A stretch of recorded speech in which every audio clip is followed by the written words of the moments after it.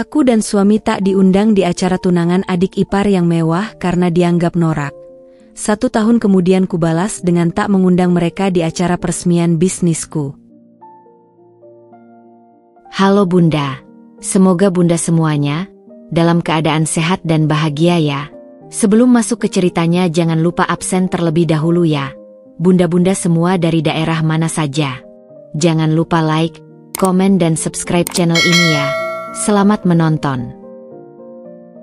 Hari itu, aku duduk di teras belakang rumah sambil menyeruput teh hangat yang baru saja kubuat.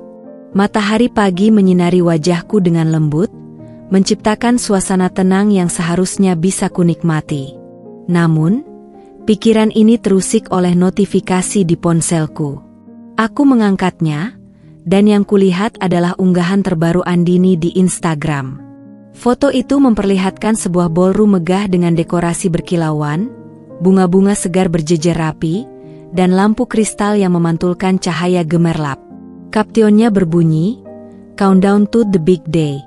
Semua harus sempurna untuk hari istimewaku. Aku menghela napas panjang, jemariku tanpa sadar menggeser layar ke bawah, melihat satu persatu foto persiapan acara tunangan adik iparku itu. Ada foto Andini sedang mencoba gaun pengantin, foto bersama calon suaminya di depan hotel mewah, bahkan foto-foto mock-up menu makanan yang akan disajikan. Semuanya terlihat begitu mewah dan terencana dengan sempurna. Aku menatap layar ponselku lebih lama dari yang seharusnya. Perutku bergejolak oleh perasaan aneh. Bukan iri, bukan pula dengki, tapi luka. Luka karena aku bahkan tidak tahu kapan tepatnya acara itu akan digelar. Apalagi diundang. Mas Agung, suamiku, keluar dari dalam rumah dengan wajah yang juga tampak lelah. Ia baru saja pulang dari kerja lembur, tapi matanya langsung menangkap ekspresiku yang murung. "Ada apa, Kak?" tanyanya sambil duduk di sampingku, tangan hangatnya menepuk pundakku pelan. Aku mengangkat ponselku, memperlihatkan unggahan Andini padanya. "Kita dapat undangan untuk acara ini, enggak?" tanyaku, mencoba menyembunyikan getar suaraku. Mas Agung terdiam sejenak. Wajahnya berubah seperti orang yang sedang mencari kata-kata yang tepat. Aku sudah mengenalinya cukup lama untuk tahu bahwa diamnya berarti ada sesuatu yang tidak ingin ia katakan. Aku sudah tanya Andini kemarin. Akhirnya ia menjawab, suaranya rendah. Dia bilang, acaranya bakal sangat eksklusif. Tamu-tamunya kebanyakan orang-orang penting, relasi bisnis calon suaminya, dan keluarga besar mereka yang... Ia berhenti, sepertinya tidak sanggup melanjutkan. "Yang apa?" desakku, meski sebenarnya aku sudah bisa menebak. "Yang sop histi catet," jawab Mas Agung akhirnya, menghela napas. Dia khawatir kita bakal nggak nyambung. Bilangnya sih, demi kenyamanan kita juga. Demi kenyamanan kita? Aku hampir tertawa getir. Kata-kata itu seperti tamparan keras di wajahku. Aku tahu persis apa yang sebenarnya Andini pikirkan. Selama ini, ia selalu melihatku sebagai orang kampung. Perempuan sederhana yang tidak pantas berada di dunianya yang penuh glamor. Aku ingat betul bagaimana matanya selalu menyorotkan pandangan merendahkan setiap kali aku memakai baju yang menurutnya norak, atau ketika aku bercerita tentang bisnis catering kecil-kecilan yang kujalani. Tapi yang paling menyakitkan adalah kenyataan bahwa Mas Agung, suamiku sendiri, sepertinya tidak berusaha membelaku. "Jadi, kita sengaja tidak diundang?" tanyaku lagi, suaraku lebih tegas sekarang. Mas Agung mengangguk pelan. Dia bilang, lebih baik kita tidak datang. Tapi dia janji bakal kirimkan foto-foto acaranya nanti. Aku menatapnya lama, mencoba mencari setitik kekecewaan di matanya. Tapi yang kutemukan hanya kepasrahan. Seolah ini sudah takdir, bahwa kita memang tidak pantas berada di antara orang-orang seperti mereka. Aku menarik napas dalam-dalam, mencoba menenangkan diri. Tapi di dalam hatiku, api kemarahan dan tekad mulai menyala. Andini mungkin menganggapku tidak layak untuk hadir di dunianya yang mewah. Tapi aku akan membuktikan bahwa kesuksesan tidak ditentukan oleh seberapa sering seseorang menghadiri acara mewah, melainkan oleh seberapa keras seseorang berjuang untuk mimpi-mimpinya.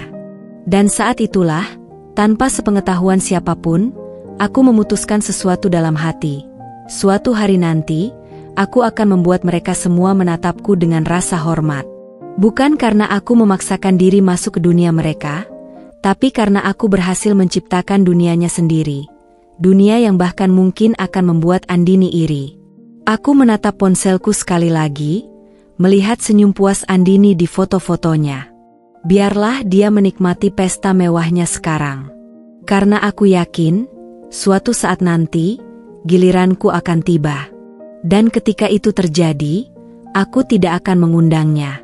Malam itu, setelah percakapan dengan Mas Agung, aku duduk sendiri di balkon kamar. Udara malam yang seharusnya menenangkan justru terasa pengap di paru-paruku.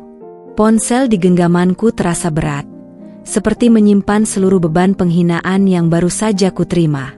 Aku menatap layar yang masih menampilkan profil Instagram Andini, foto terbarunya bersama tunangannya di restoran bintang Michelin, tersenyum bahagia seolah dunia adalah milik mereka berdua. Tiba-tiba, sebuah dorongan tak terbendung membuat jemariku mengetik pesan singkat untuk Andini. "Endin, aku lihat persiapan tunanganmu. Kapan tepatnya acaranya? Aku dan Mas Agung belum dapat undangan." 3 titik biru muncul hilang beberapa kali sebelum akhirnya balasannya datang. Dingin. Formal. "Oh Kak Ika, acaranya tanggal 15 nanti di Grand Ballroom The Majestic. Tapi ada jeda yang disengaja. Ini acara formal banget. Tamu-tamunya mostly direktur-direktur dan partner bisnis keluarga calon suamiku. Aku khawatir kakak dan Mas Agung bakal kurang nyaman." Tanganku gemetar memegang ponsel. Kata-katanya seperti pisau yang mengiris perlahan. Aku mengetik balasan dengan susah payah. "Kami keluarga juga, Endin. Apa salahnya hadir sekadar memberi doa?" Balasannya datang lebih cepat kali ini, seolah sudah dipersiapkan. "Bukan begitu maksudku. Cuma dress code-nya strict banget. Dan acaranya full protokoler. Aku takut kakak nggak terbiasa. Lagian kan Mas Agung juga jarang acara kayak gini, bisa-bisa malah salah tingkah. Malu aku sama calon mertua." Air mataku panas. Aku menatap pesan itu berulang kali, setiap kata terasa seperti cambukan. Aku tahu persis apa yang sebenarnya Andini maksud. Kami terlalu kampungan, terlalu norak, terlalu tidak pantas untuk hadir di pesta mewahnya. Keluarga sendiri, tapi diperlakukan seperti aib yang harus disembunyikan. Dengan napas tersengal, aku mengetik, "Jadi kamu sengaja tidak mengundang kami?" Jawabannya membuatku tercekat. "Lebih baik begitu, Kak. Biar nggak awkward. Nanti aku kirim foto-fotonya saja ya. Santai aja, ini kan cuma acara tunangan, bukan nikahan." Aku melemparkan ponsel ke tempat tidur. Tubuhku gemetar menahan amarah yang meluap. Mas Agung yang sedang mandi di kamar mandi, sepertinya mendengar suara itu, dan segera keluar dengan handuk melilit pinggangnya. "Ada apa, Kak?" tanyanya penuh kekhawatiran.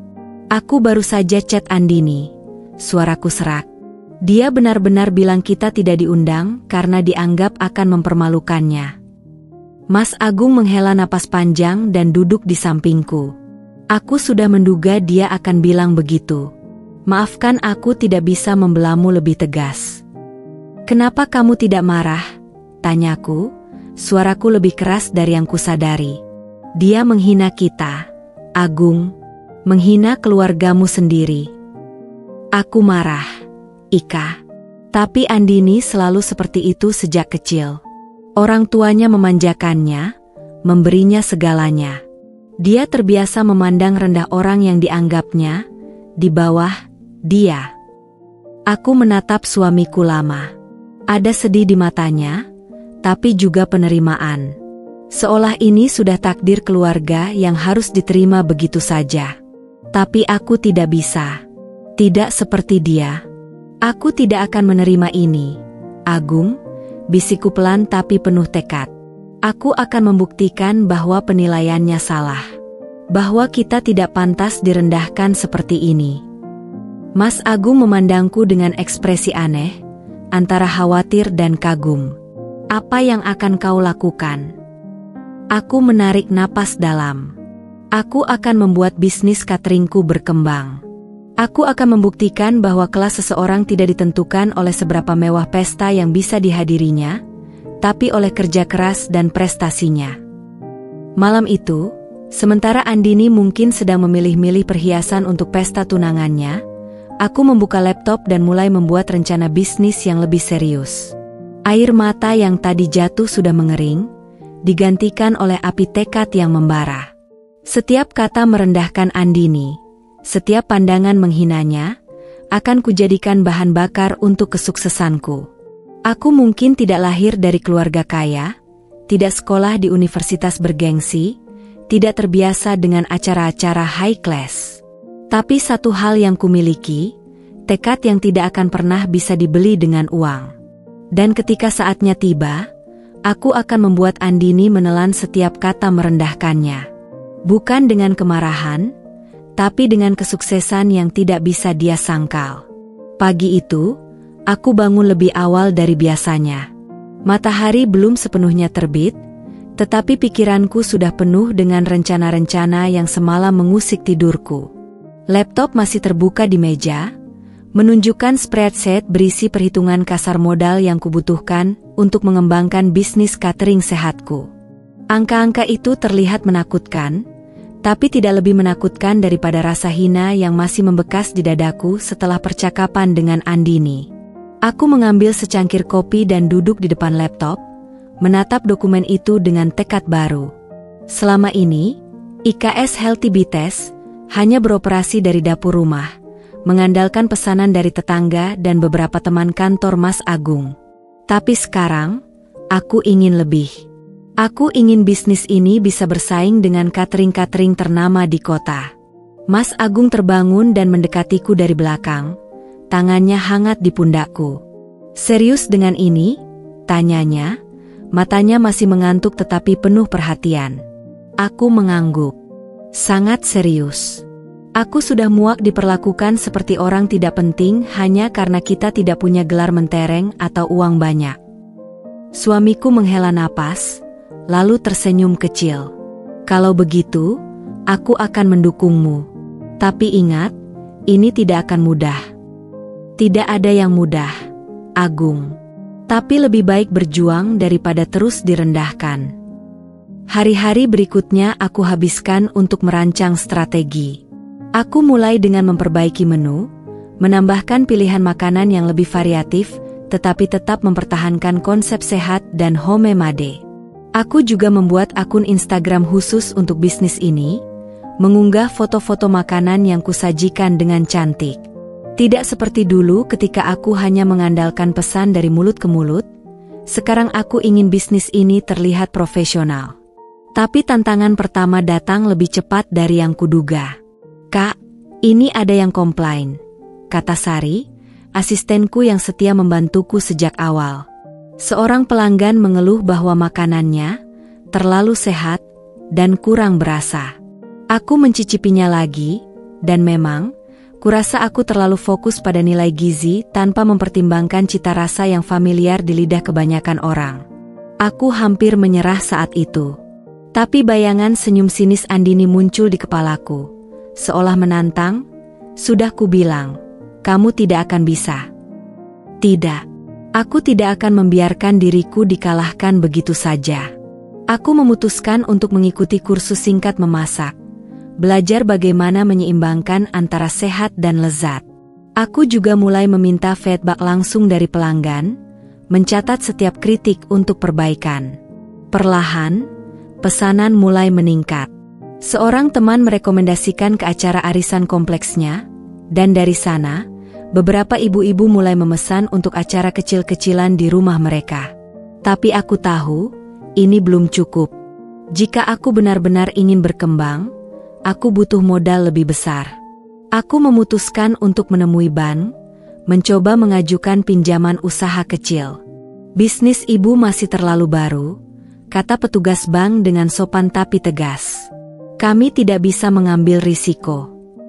Pulang dari sana, hatiku berat. Tapi kemudian, sebuah ide muncul. Aku ingat Bu Rina, pemilik warung makan dekat rumah yang dulu sering kubantu saat awal-awal merintis. Ku coba menghubunginya, dan ternyata, dia bersedia menjadi investor pertamaku. Kamu punya tekad, Ika. Aku percaya padamu, katanya, tangannya hangat menggenggam tanganku. Dengan modal itu, aku menyewa dapur komersial kecil, membeli peralatan yang lebih memadai, dan mulai mencetak brosur profesional. Aku juga bekerja sama dengan penyedia bahan organik untuk mendapatkan sayuran dan daging berkualitas dengan harga lebih terjangkau. 1 bulan kemudian, IKS Healthy Bites mendapatkan pesanan pertamanya untuk acara kantor berjumlah 50 orang. Ini adalah ujian terbesarku sejauh ini. Malam sebelum acara, aku tidak bisa tidur. Khawatir ada yang salah. Khawatir makanannya tidak sesuai ekspektasi. Khawatir bisnis ini akan gagal sebelum benar-benar dimulai. Tapi ketika feedback datang keesokan harinya, bukan hanya puas, tapi mereka memuji dan ingin memesan lagi untuk acara berikutnya. Air mataku jatuh lega. Ini baru awal. Aku tahu jalan masih panjang. Tapi setiap langkah kecil ini adalah bukti bahwa aku pantas berdiri sama tinggi, bahwa usahaku berarti, bahwa penghinaan Andini tidak akan pernah menentukan nasibku. Dan suatu hari nanti, aku akan membuatnya melihat semua ini. Bukan untuk menyombongkan diri, tapi untuk membuktikan bahwa harga diri seseorang tidak diukur dari undangan pesta mewah, tapi dari seberapa kuat mereka bangkit setiap kali dunia mencoba merendahkan mereka. Pesta tunangan Andini berlangsung sempurna, persis seperti yang ia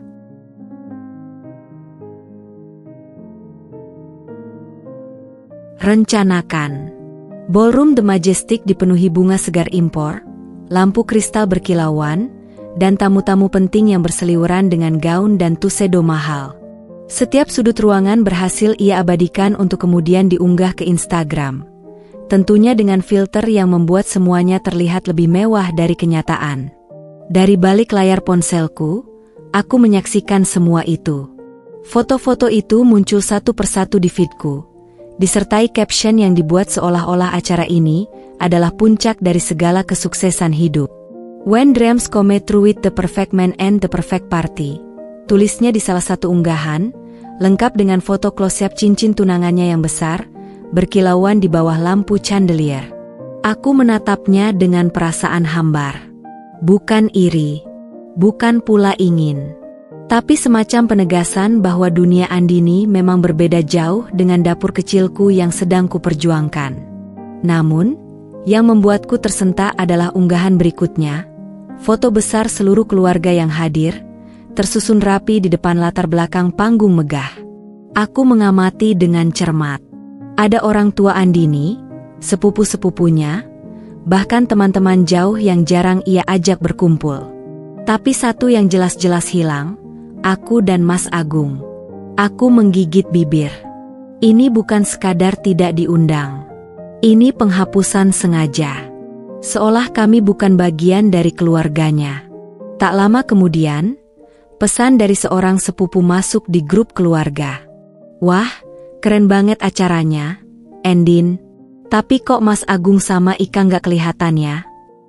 Jawaban Andini datang cepat, dingin, dan sengaja diketik di grup agar semua bisa membaca. Oh, mereka nggak bisa datang. Lagian acaranya formal banget. Cocoknya buat yang biasa di lingkungan high class gini. Kasian juga kalau mereka datang terus ngerasa nggak nyambung. Aku menatap pesan itu, tangan gemetar. Kasian? Nggak nyambung? Kata-kata itu sengaja dipilih untuk mempermalukanku di depan seluruh keluarga. Mas Agung, yang sedang duduk di sebelahku, membaca pesan itu dan wajahnya seketika memerah. Ini keterlaluan, gumamnya, jarinya mengepal. Sudah, Agung, bisikku, mencoba tenang meski dadaku sesak. Kita nggak perlu turun ke levelnya. Tapi dalam diam, Sakit itu menggerogoti. Bukan karena aku ingin hadir di pesta mewahnya, tapi karena perlakuan ini menunjukkan betapa rendahnya ia memandang kami. Esok harinya, ketika aku sedang sibuk mempersiapkan pesanan catering untuk sebuah acara kecil, teleponku berdering. Nomor tak dikenal. "Ika, ini Tante Lani, teman ibunya Andini." Suara di seberang sana ramah. "Aku dengar kamu punya usaha catering sehat? Kebetulan aku mau ngadain arisan bulan depan, tertarik gak ngambil order?" Aku terkejut. Ini kesempatan bagus, tapi aku curiga, jangan-jangan ini ada hubungannya dengan Andini. "Tante kenal aku dari mana?" tanyaku hati-hati. "Dari postinganmu di Instagram. Aku lihat fotonya menarik." Aku tanya ke Andini, tapi suaranya tiba-tiba berhenti, seolah sadar telah mengatakan sesuatu yang tidak seharusnya. "Tapi apa, Tante?" desakku. Dia bilang, "Sudahlah. Pokoknya aku tertarik sama menumu. Bisa ketemu besok buat tasting?" Setelah mengiyakan, aku segera membuka Instagram dan memeriksa notifikasiku. Ada like dan komentar dari akun Tante Lani di beberapa fotoku. Tapi yang membuatku terpaku adalah satu komentar lain di bawahnya, akun palsu dengan nama Dini_Princess yang menulis, "Makanan sehat tapi porsinya dikit, harganya mahal lagi. Nggak worth it." Aku tahu persis siapa di balik akun itu. Pertemuanku dengan Tante Lani berjalan baik. Ia memesan paket catering untuk 30 orang. Tapi di akhir pertemuan, ia berkata dengan wajah agak malu, "Ika, jangan tersinggung ya. Tadi aku telepon Andini bilang mau pesan ke kamu, dia kok kayak nggak setuju gitu. Bilangnya kamu masih baru, kualitas belum terjamin. Aneh ya, kan kamu iparnya sendiri." Aku tersenyum pahit. Memang begitulah Andini, Tante. Selama ini dia selalu merendahkan usaha kecilku. Tante Lani menggeleng. Dia dari kecil memang manja. Tapi kamu tahu nggak? Bisnis calon suaminya lagi ada masalah. Katanya sih hampir bangkrut. Makanya tunangannya dirayakan begitu mewah, mungkin biar kelihatan tetap sukses di luar.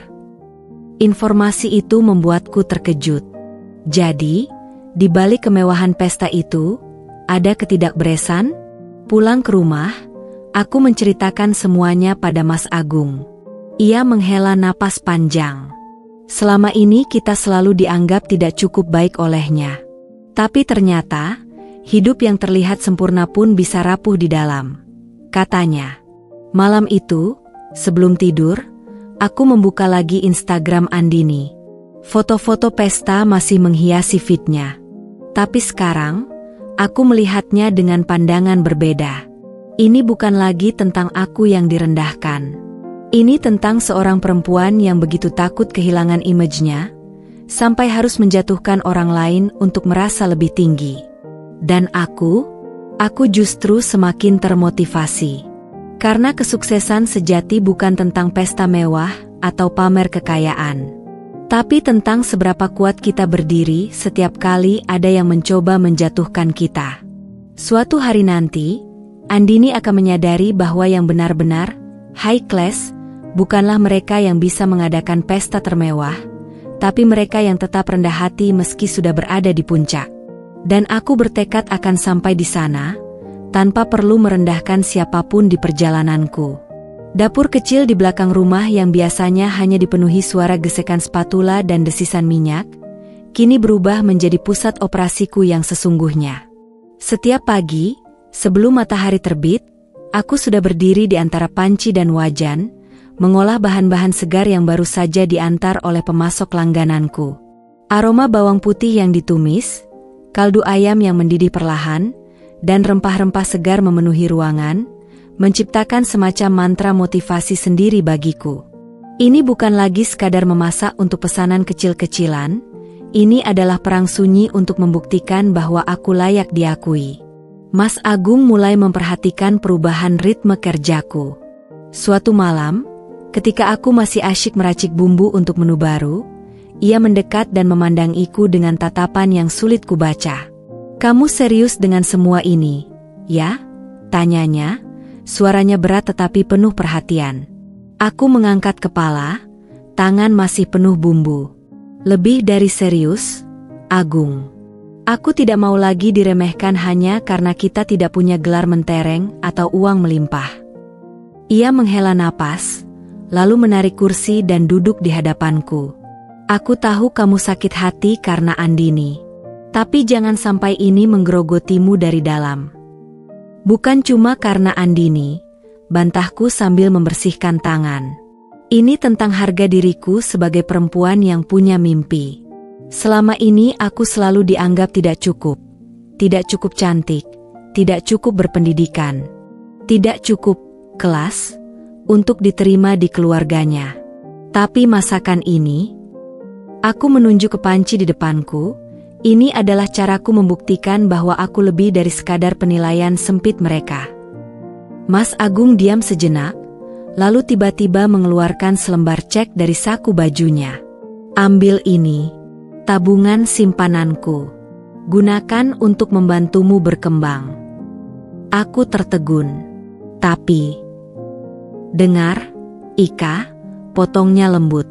"Aku mungkin tidak bisa membelamu secara terbuka di depan keluarga karena berbagai alasan. Tapi di belakang, aku selalu ada untuk mendukung setiap langkahmu."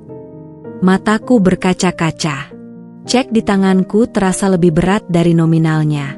Ini bukan sekadar uang. Ini adalah kepercayaan, pengakuan, dan cinta yang tidak pernah berhenti ia berikan meski seringkali tak terucap. Dengan tambahan modal itu, aku mulai membenahi bisnis dari dasar. Aku membuat sistem pemesanan online yang lebih profesional, merancang logo baru, bahkan menyewa seorang fotografer makanan untuk mempercantik konten Instagram.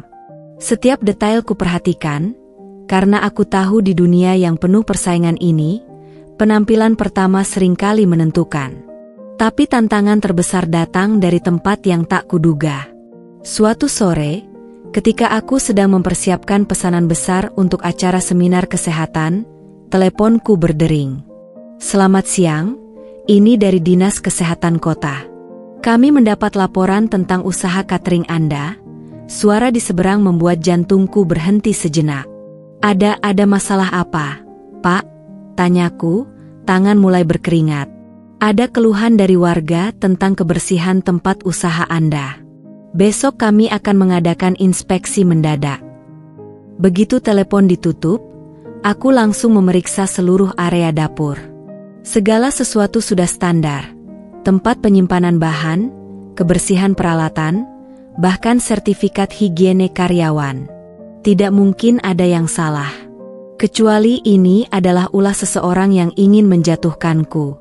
Malam itu, aku mendapat petunjuk ketika seorang tetangga memberitahuku bahwa ia melihat seorang perempuan muda berkacamata gelap sedang memotret dapur belakang rumahku beberapa hari lalu. Deskripsinya mirip dengan salah satu teman dekat Andini. Aku menggigit bibir sampai nyaris berdarah. Ini bukan lagi sekadar merendahkan, ini sabotase terencana. Tapi alih-alih marah, aku justru merasa semangatku membara lebih kuat. Jika mereka mengira intimidasi seperti ini akan membuatku menyerah, mereka sangat keliru.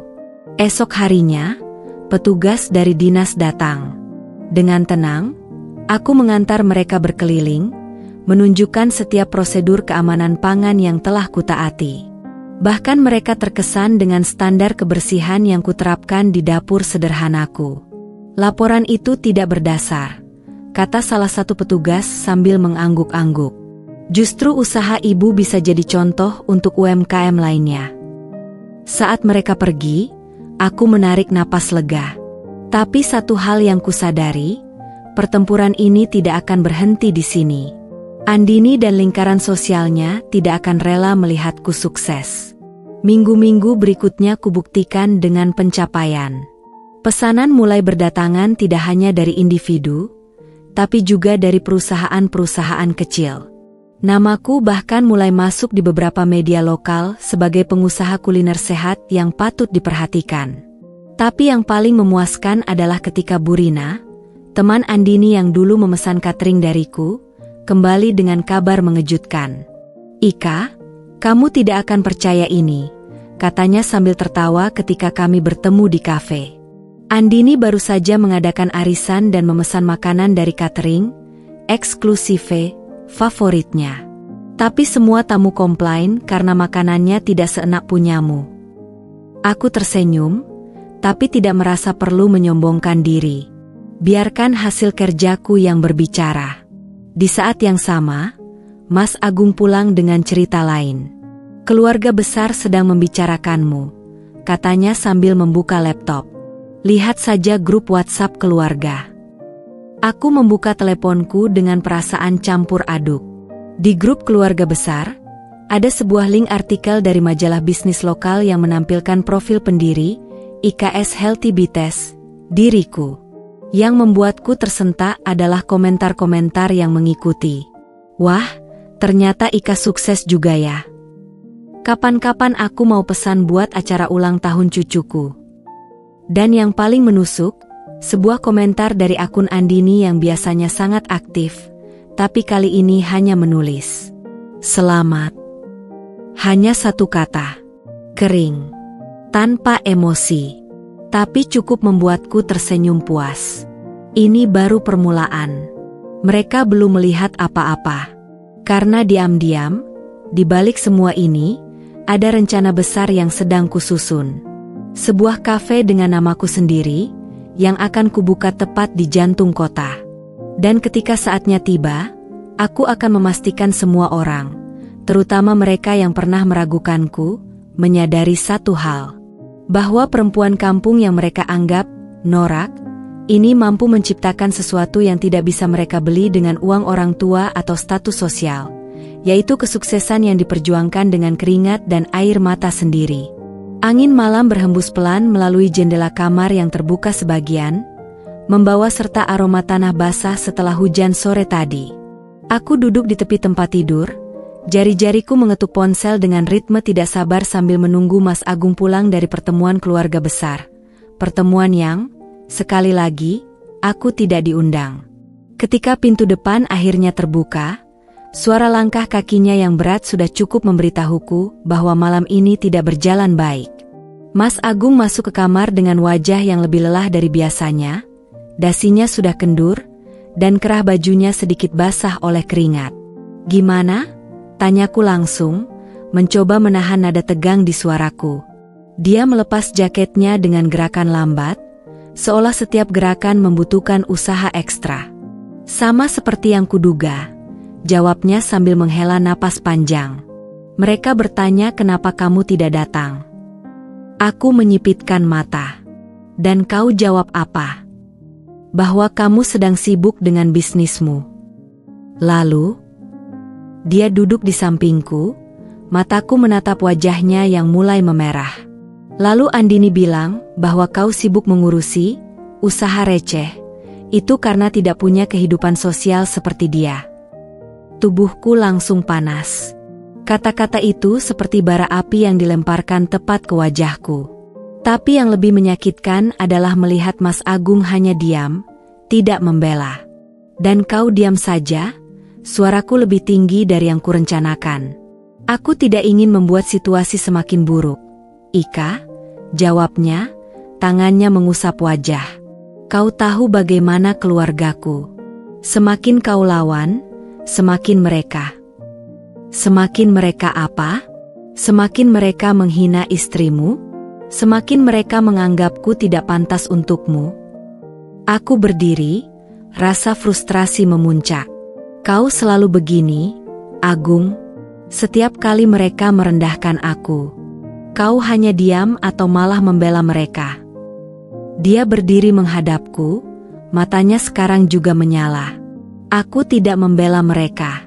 Tapi apa kau mau aku memutus hubungan dengan keluargaku sendiri, hanya karena kau tidak tiap diundang ke beberapa acara?" "Ini bukan tentang undangan," teriakku, suaraku pecah. "Ini tentang harga diriku sebagai istrimu. Tentang bagaimana mereka, dan kau, selalu memperlakukan aku seperti aib yang harus disembunyikan. Ruangan menjadi sunyi sejenak, hanya diisi oleh napas berat kami berdua. Mas Agung akhirnya duduk kembali, tangannya memegangi kepala. Aku lelah, Ika. Lelah harus selalu berada di tengah-tengah antara kau dan mereka. Aku ingin terus marah, tapi melihat keadaannya, hatiku luluh juga. Aku duduk di sampingnya, mengambil tangan kasar yang kukenal baik itu. Aku tidak memintamu memilih, Agung. Aku hanya ingin kau berdiri di sampingku ketika mereka menghina usahaku, menghina pilihan hidup kita. Dia memandangku lama, lalu menarik napas dalam. Aku tahu bisnismu bukan usaha receh. Aku melihat betapa keras kau bekerja setiap hari. Tapi apa? Tapi aku juga tidak bisa mengubah cara pikir Andini dan keluarga besarku dalam semalam. Mereka terbiasa dengan dunia mereka, dan kita dengan dunia kita. Aku mengangguk pelan, mulai memahami konflik batin yang dihadapinya. Aku tidak meminta kau mengubah mereka. Aku hanya ingin kau tidak membiarkan mereka menginjak-injak harga diriku. Malam itu kami tidur dalam diam yang tegang. Tapi di keheningan itu, aku menyadari sesuatu. Pertempuranku bukan hanya melawan prasangka keluarga Mas Agung, tapi juga melawan rasa tidak amannya sendiri, ketakutannya untuk tidak diterima oleh keluarganya sendiri jika terlalu membelaku. Dan di tengah semua ini, bisnis cateringku tetap harus berjalan. Karena bagaimanapun, inilah senjataku, bukti nyata bahwa aku bukanlah perempuan tidak berguna seperti yang mereka kira. Ketika fajar menyingsing, aku sudah berdiri di dapur, mempersiapkan pesanan untuk hari itu. Mas Agung datang dari belakang, tangannya yang hangat memeluk pinggangku. Aku minta maaf, bisiknya di telingaku. Aku berbalik, melihat matanya yang merah. Aku juga. Mulai sekarang, aku akan lebih tegas pada mereka, janjinya. Aku tersenyum kecil. Tidak perlu dramatis. Cukup, jangan biarkan mereka menghinaku lagi. Dia mengangguk, lalu mengecup keningku. Tapi di balik pelukan hangat itu, aku tahu pertempuran belum berakhir. Karena hari ini adalah hari pengiriman besar pertamaku ke sebuah perusahaan multinasional, kesempatan emas untuk membuktikan bahwa usaha receh ku pantas diperhitungkan. Dan Andini, dia tidak tahu bahwa di balik dapur sederhanaku ini, ada seorang perempuan yang siap mengubah penghinaannya menjadi motivasi terbesarnya. Satu hal yang pasti, mereka semua akan terkejut. Dan Mas Agung, aku hanya berharap dia akan berdiri di sisiku ketika saat itu tiba. Pagi itu, langit masih kelabu ketika aku tiba di dapur komersial kecil yang baru saja kusewa. Kabut tipis menyelimuti jalanan sepi, tapi kepalaku sudah penuh dengan daftar pekerjaan yang harus diselesaikan sebelum pukul 11 siang. Waktu pengiriman pesanan besar pertamaku untuk 100 box makan siang ke PT Sentosa Mulia, sebuah perusahaan konsultan ternama di pusat kota. Tanganku gemetar memegang daftar pesanan. Ini bukan sekadar order biasa. Jika hari ini berhasil, bisa jadi ini awal dari kontrak jangka panjang. Tapi jika gagal, aku tidak ingin membayangkan bisnis yang baru mulai berlari ini langsung tersandung. Sari, asisten setiaku, sudah berada di dapur dengan wajah segar meski jam masih menunjukkan pukul 5 pagi. Semua bahan sudah datang, Bu, laporannya sambil menunjukkan kulkas berisi sayuran organik dan daging ayam segar yang baru diantar supplier. Bagus. Kita mulai sekarang juga. Menu hari ini ayam panggang bumbu kemangi dengan quinoa mix. Kan? Sari mengangguk antusias. Aku segera mengikat rambutku, mengenakan apron, dan mulai memotong-motong bawang dengan ritme cepat yang sudah kukuasai. Suara pisau mengetuk talenan memenuhi dapur, diiringi desisan minyak zaitun di wajan besar ketika aku mulai menumis bumbu. Tapi kemudian, Bu Ika, teriak Sari tiba-tiba. Aku berbalik dan melihatnya berdiri kaku di depan kulkas. Wajahnya pucat. Apa yang terjadi? Daging ayamnya semuanya berlendir. Baunya tidak segar. Jantungku berhenti sejenak. Dengan cepat aku mendekat dan memeriksa. Benar. Seluruh 5 kilogram daging ayam yang seharusnya menjadi bahan utama menu hari ini, mengeluarkan bau asam halus dan teksturnya licin tidak wajar. Tidak mungkin. Bisikku. Supplier ini selalu terpercaya. Kemarin pas dikirim masih segar. Aku segera menelepon pemasok, tapi jawabannya membuatku semakin panik. Ibu Ika, kami sudah kirim dalam keadaan baik. Kemarin malam kan sudah dicek sama asisten ibu? Sari mengangguk gelisah. Iya, Bu. Aku simpan langsung di kulkas. Tapi tadi pagi pas dibuka sudah begini. Pikiranku berputar cepat. Ini bukan kecelakaan. Tidak mungkin daging segar bisa rusak begitu cepat dalam kulkas yang berfungsi normal. Seseorang pasti telah mematikan listrik semalam, atau sengaja mengatur suhu kulkas tidak tepat. Bayangan Andini muncul di kepalaku. Tapi aku tidak punya waktu untuk memikirkan konspirasi sekarang. Jam sudah menunjukkan pukul 6 pagi, dan aku harus menyajikan 100 box makanan dalam 5 jam ke depan dengan bahan utama yang tiba-tiba tidak layak pakai. Bu, apa kita harus batalkan pesanannya? Sari bertanya dengan suara kecil. Aku menatapnya, lalu tiba-tiba teringat sesuatu. Tidak, kita tidak akan menyerah. Dengan cepat kuambil ponsel dan mengetik pesan singkat ke Bu Rina, satu-satunya orang yang kuyakini bisa membantu dalam situasi darurat seperti ini. Bu, darurat. Butuh 5 kilogram ayam filet segar sekarang juga. Bisa? Balasannya datang hampir seketika. Kebetulan baru kiriman. Aku antar sendiri. Sambil menunggu, aku dan Sari bekerja ekstra keras menyiapkan semua bahan pendukung. Kuiris-iris wortel, zucchini, dan paprika dengan kecepatan penuh. Kuracik bumbu untuk alternatif menu jika ayam tidak datang tepat waktu. Tahu panggang mungkin bisa jadi pengganti sementara. Tepat pukul 7, Bu Rina muncul dengan keringat di pelipisnya, membawa 2 kantung besar berisi daging ayam premium. Ini yang terbaik yang aku punya, katanya sambil tersengal. Aku hampir menangis melihat kualitas bahan yang dibawanya. Bu Rina, aku tidak tahu harus berterima kasih bagaimana. Sudah, potongnya sambil tersenyum. Aku dengar ini pesanan besar pertamamu. Aku percaya padamu. Dengan bahan baru yang segar, kami bekerja tanpa henti. Jam 8, ayam mulai dipanggang. Jam 9, quinoa matang sempurna. Jam 10, semua komponen siap dirakit dalam boks makanan. Tapi ujian belum berakhir. Ketika aku mencicipi saus kemangi pendamping, lidahku langsung menangkap sesuatu yang aneh. Ini terlalu asam, gumamku. Sari mencicipinya dan mengernyit. Iya, Bu. Sepertinya lemonnya kebanyakan. Keringat dingin mengalir di punggungku. Tidak ada waktu membuat saus baru dari awal. Dengan cepat kukoreksi dengan menambahkan madu dan sedikit santan untuk menetralisir keasaman.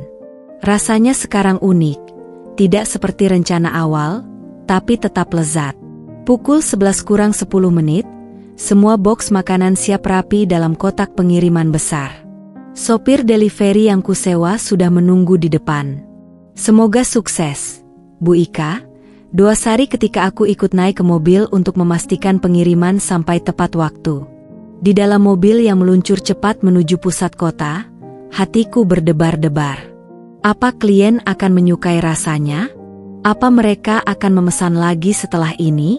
Tapi yang lebih mengusikku, siapa yang telah merusak bahan mentahku pagi tadi?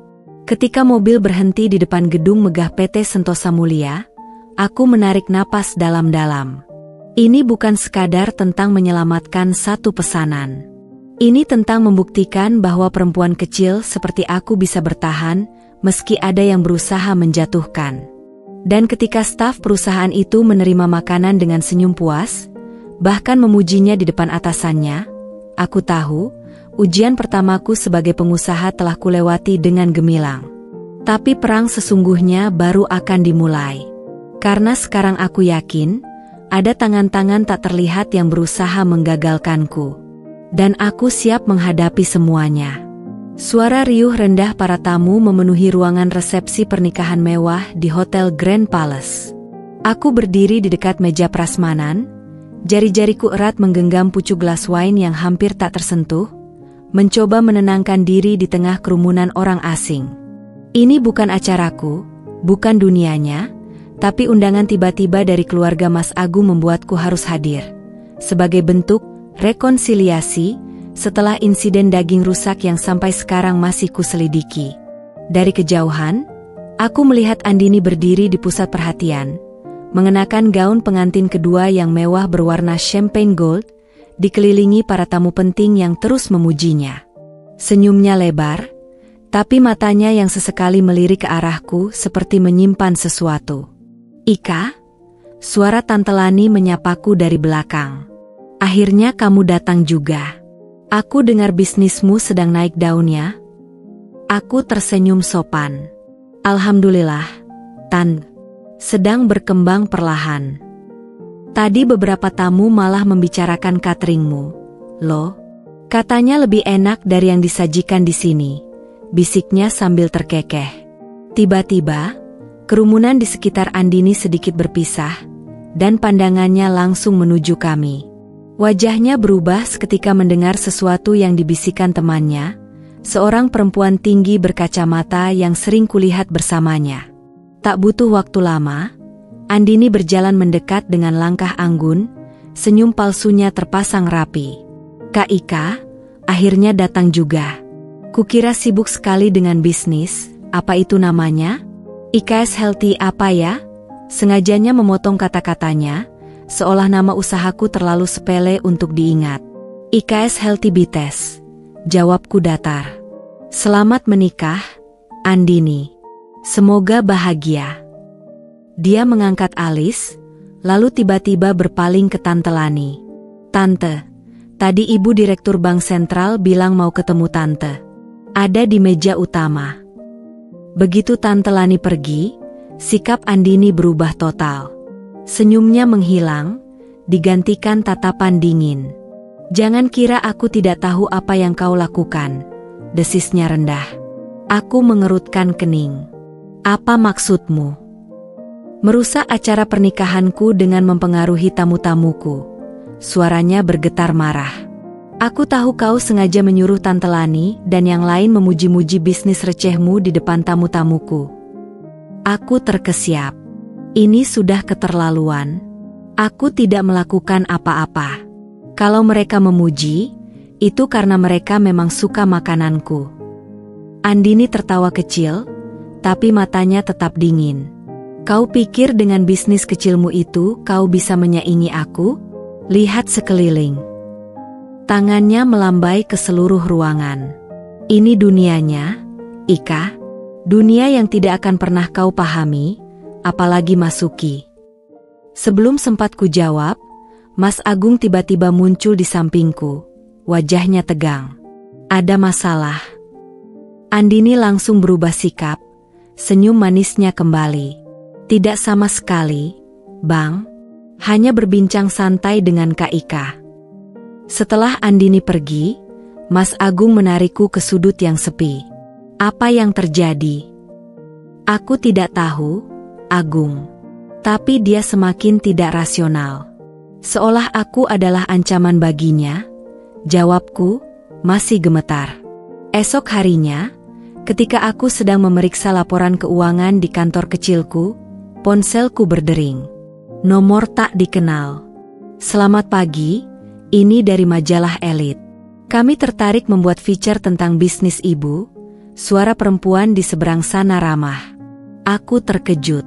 Majalah Elit adalah media ternama yang biasa mengulas bisnis-bisnis besar. Saya tersanjung. "Bagaimana Anda tahu tentang bisnis saya?" "Rekomendasi dari beberapa pembaca kami yang merupakan klien Anda. Termasuk Ibu Rina dan ada juga rekomendasi dari keluarga mertua Andini Wijaya." Aku nyaris menjatuhkan ponsel. Keluarga Andini merekomendasikan? Ini pasti ada yang tidak beres. Pertemuanku dengan wartawan majalah itu berlangsung lancar. Namun ketika sedang mengambil foto di dapur, salah satu stafku berbisik, "Bu, tadi ada yang aneh." Wartawan fotonya banyak mengambil gambar bagian belakang dapur, bukan proses masaknya. Peringatan dalam kepalaku berbunyi. Aku segera memeriksa kartu nama yang diberikan si wartawan, dan setelah ditelusuri, ternyata majalah elit tidak memiliki wartawan dengan nama tersebut. Ini pasti jebakan. 2 hari kemudian, prediksiku terbukti. Sebuah akun anonim mengunggah foto-foto dapurku yang diambil dari sudut-sudut tertentu untuk terlihat kotor. Dengan caption, IKS Healthy Lies, dapur kotor di balik makanan mahal. Tapi yang lebih mengejutkan, komentar pertama yang muncul di unggahan itu adalah dari akun palsu yang dengan gamblang memuji postingan tersebut. Dan gaya bahasanya sangat mirip dengan cara bicara teman dekat Andini. Aku duduk termangu di depan laptop, menyadari satu hal, Andini tidak lagi sekadar merendahkan. Dia sekarang merasa terancam. Dan seorang perempuan terancam yang berasal dari kalangan atas seperti dia, akan menggunakan segala cara untuk melindungi egonya. Malam itu, ketika aku sedang bersiap tidur, Mas Agung masuk dengan wajah pucat. "Aku baru dapat telepon dari ibuku," katanya pelan. "Apa yang terjadi?" "Andini, dia memaksa keluarganya untuk memboikot bisnismu. Dia bilang kalau mereka tetap memesan darimu, dia akan menghentikan bantuan keuangan untuk orang tua kami." Udara di paru-paru terasa hilang. "Dan jawaban mereka?" Mas Agung menunduk. "Mereka setuju. Maafkan aku, Ika." Aku menatapnya lama, lalu tiba-tiba tersenyum. "Tidak apa-apa. Karena hari ini, aku baru menyadari sesuatu." "Apa itu?" "Bahwa bisnisku sudah cukup besar sampai bisa membuat seseorang seperti Andini merasa perlu menghancurkannya." Aku berdiri, berjalan ke jendela. "Dia tidak akan menang, Agung. Karena mulai besok, aku punya rencana baru. Rencana yang akan membuatnya benar-benar mengerti bahwa perempuan kampung yang diremehkannya ini tidak akan berlutut hanya karena tekanan dari keluarganya yang high class. Karena di dunia bisnis yang sebenarnya, yang berbicara bukan nama besar atau koneksi, tapi kualitas dan ketekunan. Dan aku memiliki keduanya." Pagi itu, sinar matahari menerobos jendela kantorku yang kecil namun rapi, memantulkan cahaya ke layar laptop tempat aku sedang memantau unggahan terbaru dari akun Instagram bisnisku. Jari-jariku membeku di atas trackpad ketika melihat notifikasi yang baru muncul. Sebuah tag dari akun Dewi Tirta, seorang selebriti ternama dan influencer kesehatan dengan jutaan pengikut. Baru pertama kali coba catering dari IKS Healthy Bites dan langsung jatuh cinta. Menu The Toast Bowl-nya beneran sehat tapi enak banget. Gak kayak makanan sehat biasanya yang rasanya kayak rumput. Recommended banget. Healthy Food Jakarta Yats. Aku menatap layar dengan mulut sedikit terbuka, tidak yakin apakah ini mimpi atau nyata.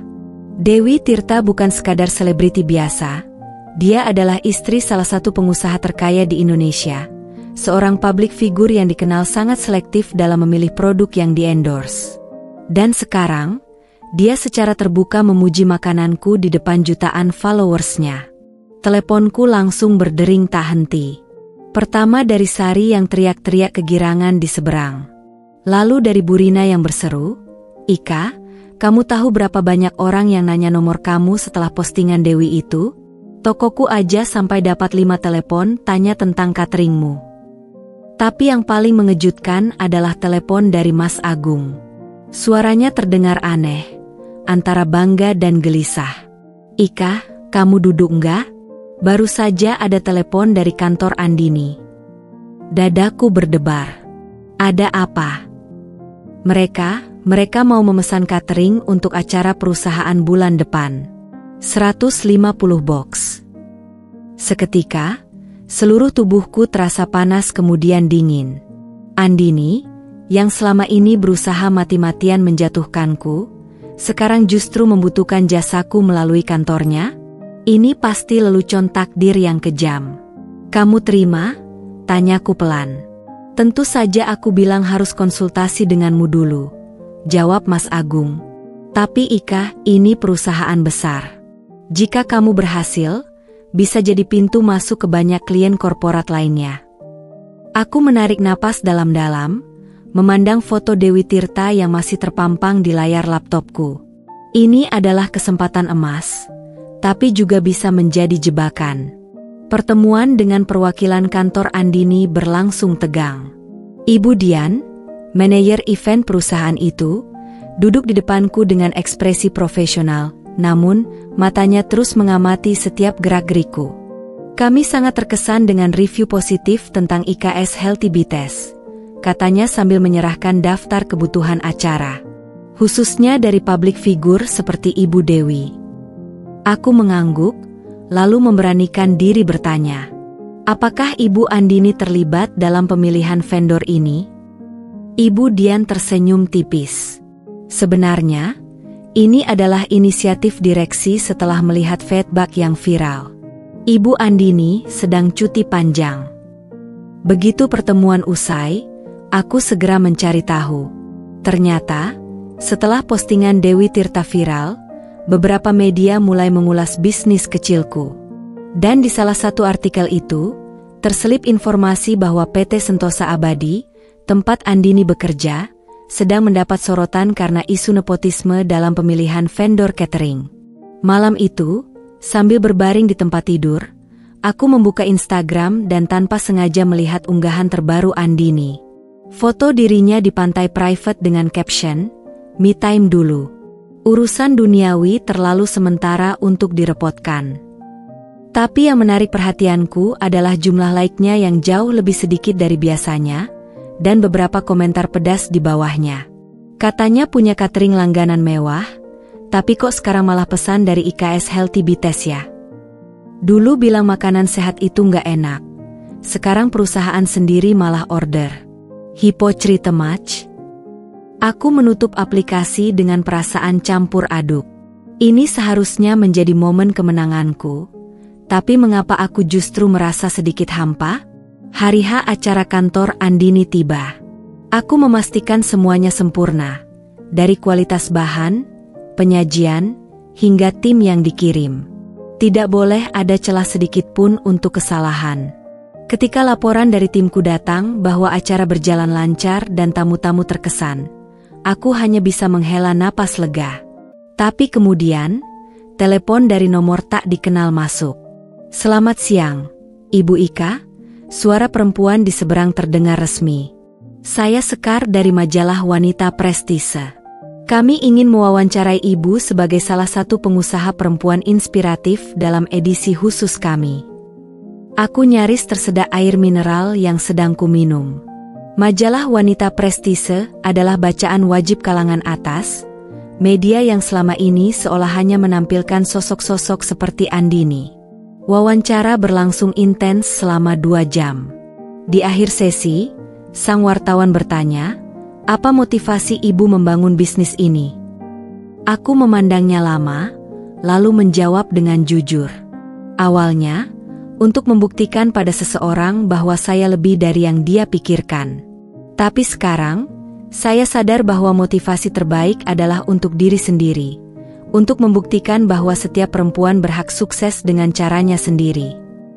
2 minggu kemudian, ketika majalah itu terbit, aku duduk termangu melihat fotoku di halaman utama rubrik inspirasi. Tapi yang lebih mengejutkan adalah pesan yang masuk dari nomor tak tersimpan. "Kau menang." Aku mengakui itu. Tapi ini belum berakhir. Aku tidak perlu bertanya siapa pengirimnya. Karena di balik setiap kata, terasa getirnya kekalahan yang sulit ditelan, kekalahan seorang Andini yang harus menerima bahwa perempuan, norak, yang dulu diremehkannya, sekarang dielu-elukan di dunia yang selama ini dia anggap sebagai hak eksklusifnya. Dan di saat yang sama, aku menyadari sesuatu, ini bukan lagi tentang Andini. Ini tentang perjalananku sebagai seorang perempuan, sebagai pengusaha, sebagai manusia yang berhak menentukan nilainya sendiri. Ketika Mas Agung pulang dengan membawa majalah itu dan memelukku erat, aku merasakan sesuatu yang berbeda, bukan hanya kebanggaan atas pengakuan publik, tapi juga kebebasan. Kebebasan dari bayang-bayang penghakiman orang lain. Kebebasan untuk menjadi Ika yang seutuhnya. Matahari pagi menyinari kertas undangan yang baru saja kuterima dari percetakan, membuat huruf-huruf emas pada sampulnya berkilauan. IKS Healthy Bitter, Grand Opening Cafe or Kitchen, terbaca jelas di atas kertas ivory yang tebal dan elegan. Tanganku hampir gemetar saat membuka satu persatu, memeriksa setiap detail yang sudah kudesain selama berminggu-minggu, mulai dari font minimalis yang kupilih, hingga gambar kecil logo bisnisku di sudut kanan bawah. Ini bukan sekadar undangan biasa. Ini adalah simbol perjalananku, bukti nyata bahwa usaha, air mata, dan ketekunan akhirnya membuahkan hasil. Aku menarik napas dalam-dalam sambil memandangi daftar tamu yang akan menerima undangan mewah ini. Nama-nama penting ada di sana. Para klien setia, rekan bisnis, teman-teman yang mendukung sejak awal, bahkan beberapa selebriti yang pernah memuji makananku.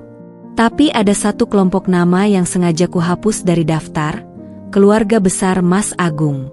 Kamu yakin dengan keputusan ini? Mas Agung berdiri di ambang pintu kantorku, wajahnya terlihat berkonflik antara memahami dan khawatir. Aku menatapnya lurus.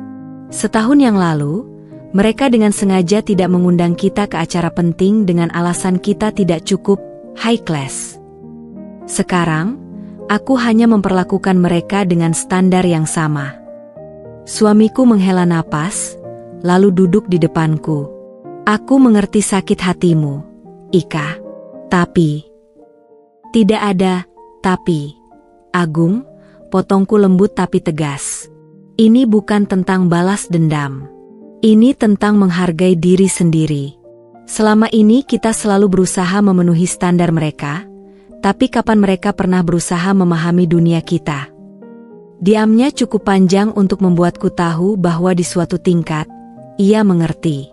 2 minggu kemudian, persiapan grand opening semakin intens. Kafe kecil yang terletak di pusat bisnis Jakarta itu kini telah berubah wajah. Dinding putih bersih dengan aksen kayu natural, meja-meja marble minimalis, dan display counter yang memamerkan berbagai menu sehat andalanku. Bahkan tim desain interiorku sempat berkomentar bahwa tempat ini terlihat lebih mewah dari beberapa kafe ternama di kawasan segitiga emas. Satu lagi yang perlu dipastikan, bisik Sari sambil menunjukkan daftar tamu VIP. Kita benar-benar tidak mengundang keluarga besar Mas Agung. Aku menggeleng, tersenyum kecil. Tidak melalui jalur resmi. Tapi percayalah, berita tentang acara ini akan sampai ke telinga mereka. Dan benar saja, 3 hari sebelum acara, Ibunda Mas Agung menelepon. Dari ekspresi wajah suamiku yang berubah, aku tahu percakapan itu tidak menyenangkan. Kata ibu, Andini baru tahu tentang pembukaan kafemu dari temannya yang dapat undangan. Lapornya setelah menutup telepon. Dia marah besar. Aku menyilangkan tangan. Marah karena tidak diundang, atau marah karena bisnis, recehnya kini punya tempat sebaik itu. Mas Agung tidak menjawab, tapi senyum kecilnya cukup sebagai konfirmasi. Hari H tiba.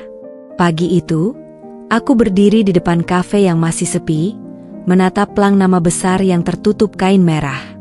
Jantungku berdegup kencang. Ini adalah mimpi yang bahkan tidak berani kugantungkan setahun lalu, ketika Andini dengan congkak menyingkirkanku dari acara tunangannya. Satu persatu tamu berdatangan. Wartawan dari majalah bisnis, food blogger ternama, bahkan beberapa publik figur yang menjadi pelanggan setia. Ketika pita akhirnya dipotong dan plang nama terbuka, tepuk tangan riuh menggemakan kebahagiaan yang sulit kuterangkan dengan kata-kata. Di tengah kemeriahan acara, ketika aku sedang asyik berbincang dengan seorang calon investor, tiba-tiba keriuhan di dekat pintu masuk menarik perhatianku. Andini berdiri di sana, mengenakan dress merah menyala yang sengaja dipilih untuk mencuri perhatian. tapi justru terlihat norak di antara tamu-tamuku yang kebanyakan memakai warna netral. Wajahnya merona, mungkin karena panas atau emosi, sementara matanya menyapu ruangan dengan tatapan tidak percaya. Aku memilih untuk tidak langsung menyambutnya. Biarkan dia merasakan bagaimana rasanya menjadi orang asing di sebuah acara penting.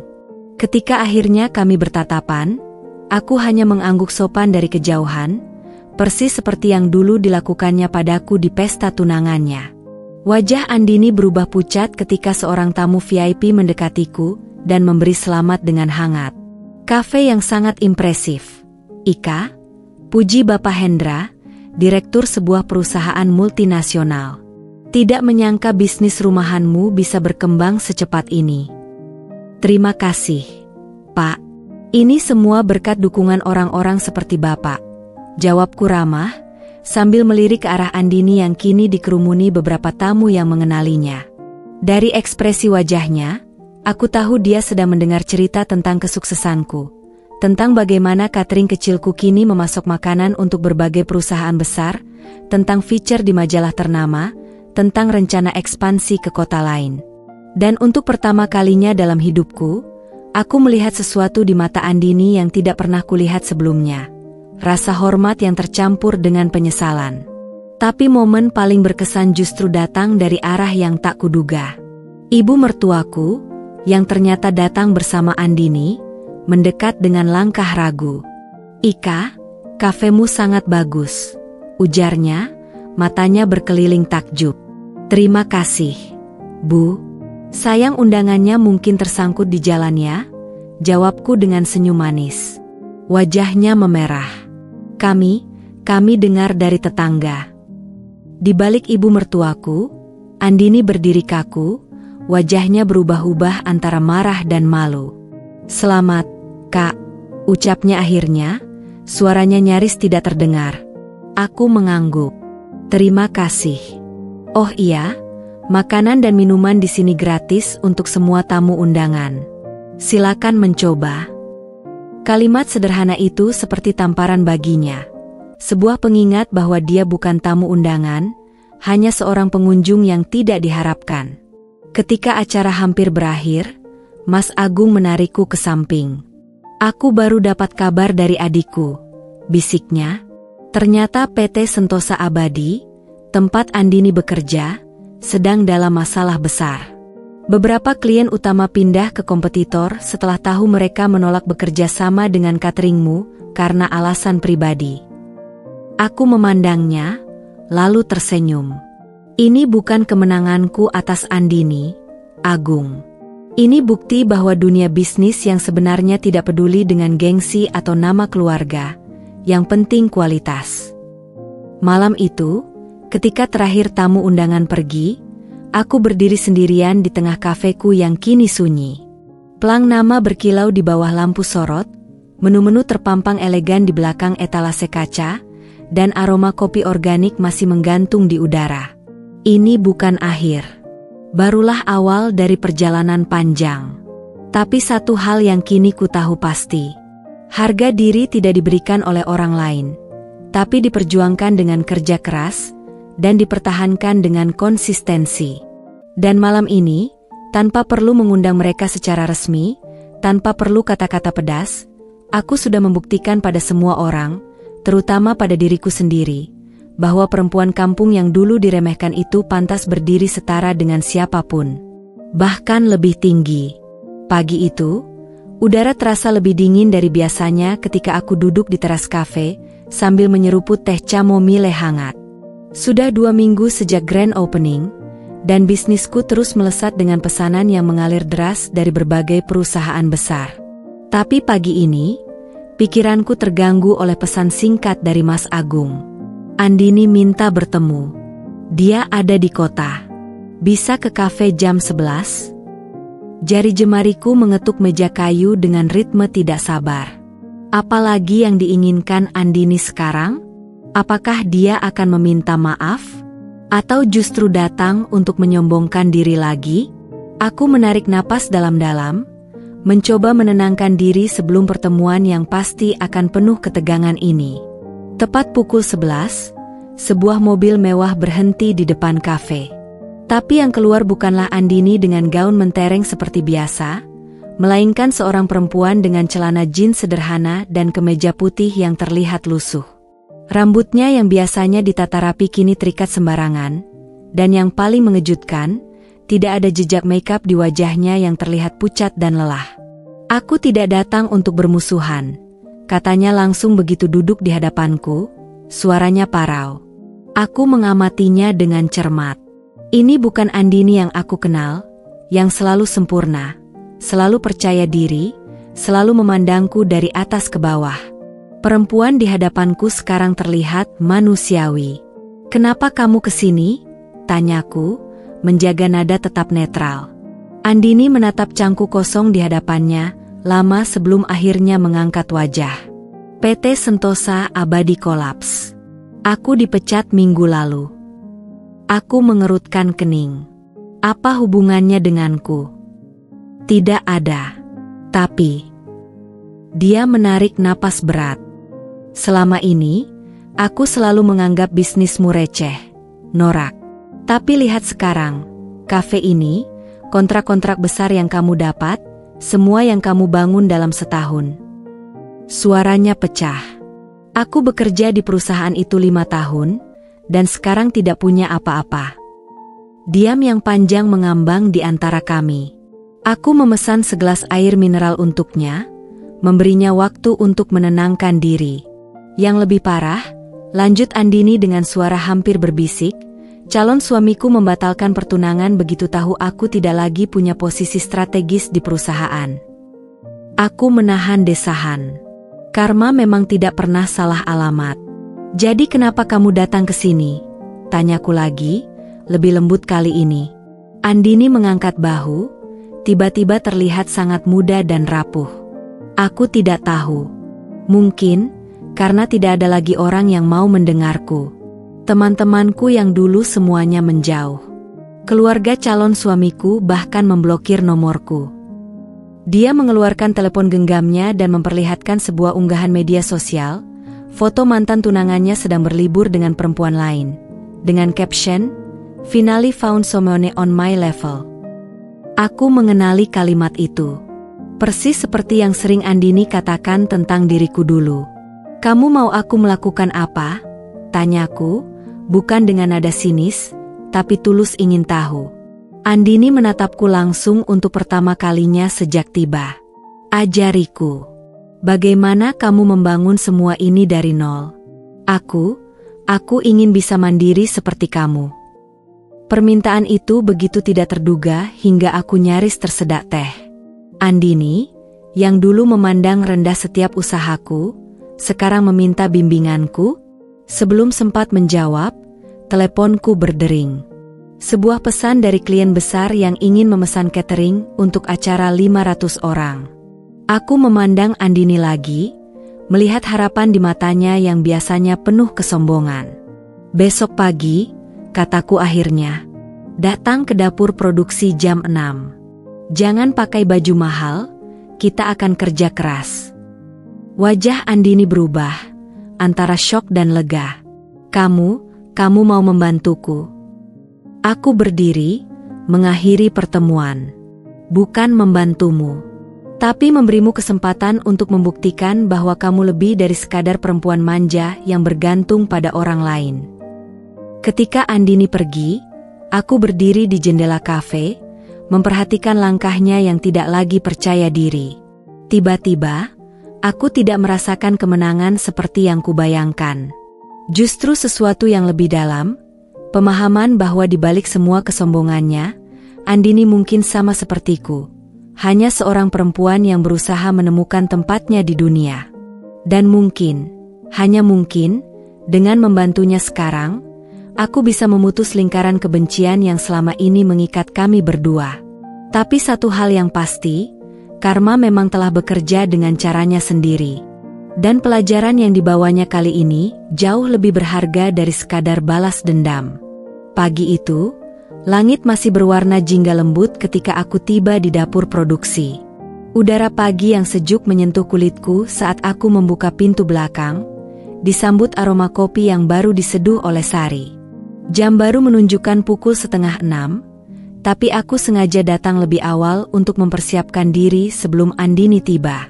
Semua bahan sudah siap, Bu, lapor Sari sambil menyerahkan segelas kopi hangat. Matanya penuh pertanyaan yang tidak diucapkan. Terima kasih. Hari ini kita akan ada asisten baru. Jawabku singkat, mencoba terdengar biasa saja meski perutku berdegup tidak karuan. Tepat pukul 6, ketukan pintu terdengar. Andini berdiri di sana dengan penampilan yang sama sekali berbeda dari biasanya. Celana jeans sederhana, kaos oblong putih, dan rambutnya yang biasanya tergerai indah kini dikepang rapi ke belakang. Tanpa riasan, wajahnya terlihat lebih muda dan lebih rentan. "Aku tidak terlambat?" tanyanya, suaranya kecil. Aku menggeleng, lalu mengajaknya masuk. Kita mulai dengan memotong sayuran untuk salad. Ikuti caraku. Selama 2 jam berikutnya, aku mengamati Andini dengan seksama. Tangannya yang biasanya hanya terbiasa memegang gadget mahal atau gelas wine, kini dengan canggung memegang pisau dapur.